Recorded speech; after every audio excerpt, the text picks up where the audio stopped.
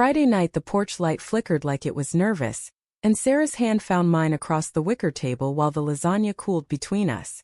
"I love you," she said, eyes glassy from the second glass of Chianti, and the words landed warm and certain, the way they had the first time she whispered them in the hospital parking lot after our daughter's fever broke. I squeezed back, felt the callus on her thumb from the new pottery wheel she'd bought on impulse, and I believed the weekend would stretch out golden and endless. We laughed about the neighbor's yappy dog, planned a hike for Sunday, kissed slow under the string lights I'd hung last spring because she said they made her feel like we lived inside a snow globe. I carried the dishes inside, humming, and when I came back she was tracing the rim of her glass, smiling at something I couldn't see. I chalked it up to wine and the rare quiet of an empty nest, our girl away at college, and I went to bed certain the world was holding its breath in the right direction. Saturday we woke tangled, her hair across my chest like spilled ink, and she kissed my collarbone before padding to the shower singing off-key Springsteen. I made coffee strong enough to stand a spoon in, the way she pretends to hate but secretly finishes first. She came downstairs in my old Penn State hoodie, sleeves pushed up, and stole the sports section while I flipped pancakes. "You burn these and I'm filing for culinary divorce," she teased, and I flicked flour at her nose. We spent the afternoon on the couch arguing over whether the Phillies were cursed or just incompetent, her bare feet in my lap, my thumb tracing the arch the way I had since we were 22 and broke. That night we made love with the windows open, cicadas drowning out the headboard, and afterward she pressed her forehead to mine and whispered, "Don't ever leave me, okay?" I laughed, promised the moon, and fell asleep counting the freckles on her shoulder like constellations. Sunday she suggested the hike but bailed last minute. "Headache," she said, rubbing her temples with the same fingers that had dug into my back 12 hours earlier. I kissed her forehead, tasted salt, told her to rest. I took the dog instead. Let the trail burn my calves while I replayed her voice cracking on, "Don't ever leave me." Something itched under my ribs, but I blamed the pollen, the altitude, anything but the sudden distance in her eyes when I got home and found her on the porch swing, phone face down, staring at nothing.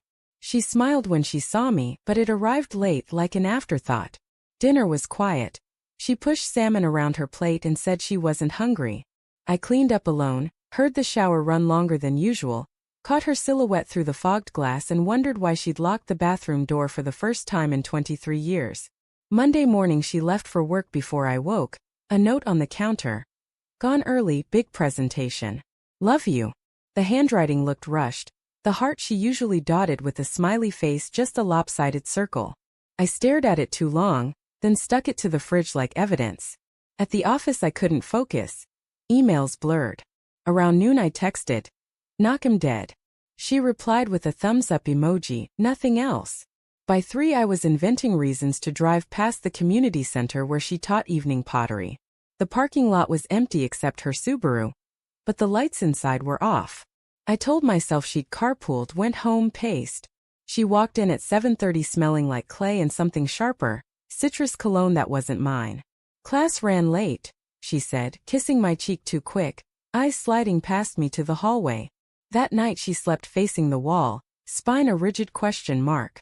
I lay awake listening to her breathe, counting the seconds between inhale and exhale like a code I used to know. Tuesday she asked for space over oatmeal. Just like that. "I need space," she said, spoon clinking the bowl like a gavel. I laughed. Thought it was a joke, until I saw her knuckles white around the handle. "Space from what?" My voice cracked on the last word. She wouldn't look up. "From us. From this routine. I feel like I'm disappearing." The air left the room. I heard the clock tick, the dog whine at the door, my own pulse in my ears. "Disappearing." I repeated, dumb. "Sarah, talk to me." She finally met my eyes and they were wet but steady. "I can't. Not yet." Then she was grabbing her purse, keys jangling like alarm bells, and the front door shut soft behind her, the way you close a coffin so it doesn't echo. I sat there until the oatmeal hardened into cement. The silence pressed against my eardrums. I don't know how long I stared at the empty chair before I moved. Maybe minutes, maybe an hour. But when I did, I went straight to her laptop on the kitchen counter. It was still warm. Password hadn't changed since 2017. Our wedding date plus the dog's name. I told myself I was checking for viruses, for anything except what I already suspected. The browser history glowed like a crime scene. Hotel sites. A florist in the next town. A string of texts previewed in the corner of the screen. His name was Ethan, the new adjunct at the college, 29, divorced, apparently poetic about her shoulder blades. I clicked one thread and the words punched the air out of me. I miss the way you taste after class. Another. Tell him you're working late again. My stomach folded in on itself. I scrolled back months of afternoons I'd spent proud she was finding herself in that goddamn pottery studio. Months of me watering her succulents while she watered someone else. I printed everything. The printer whirred like it was embarrassed. I sat on the kitchen floor surrounded by warm pages, reading until the letters swam. There were photos too, selfies in his car, her mouth laughing against his neck, the same mouth that had said, "I love you" 4 nights ago. I tasted copper. I'd bitten my tongue clean through. The dog nosed my elbow, whimpered. I don't remember standing, don't remember dialing, but suddenly Mark's voice, my lawyer, my college roommate, was in my ear asking if I was hurt, if I needed him to call the cops. "No," I croaked. "Just come over." He arrived in 20 minutes still wearing his court suit, took one look at the papers avalanche on the tile and poured me 2 fingers of the bourbon we kept for funerals. "She's been careful," he said, scanning. "Joint accounts untouched, no big withdrawals. But this," he tapped the hotel charge, "is community property spent on adultery. We document, we move fast, we protect you." The word protect sounded foreign, like it belonged to someone else's life. Sarah came home at 11 to find us at the table, papers neat between us like a deck of cards. Her face cycled through confusion, recognition, horror. "What is this?" she whispered. Mark slid the top sheet across. Hotel receipt, time-stamped, her signature looping elegant at the bottom. She looked at me then, really looked, and I saw the woman I'd loved since she was 21 wearing overalls and paint in her hair. And I saw the stranger who'd locked the bathroom door. And they were the same person, and that was the worst part. "I was going to tell you," she said, voice small. "I swear I was." Mark started talking, assets, timelines, custody of the dog because our daughter was grown, but I barely heard. I was watching Sarah's hands tremble the way they did the first time she tried to throw a bowl on the wheel, and it collapsed. She reached for me once, fingers brushing my sleeve, and I flinched so hard the chair scraped backward. "Don't," I said, and it came out ragged like I'd swallowed glass.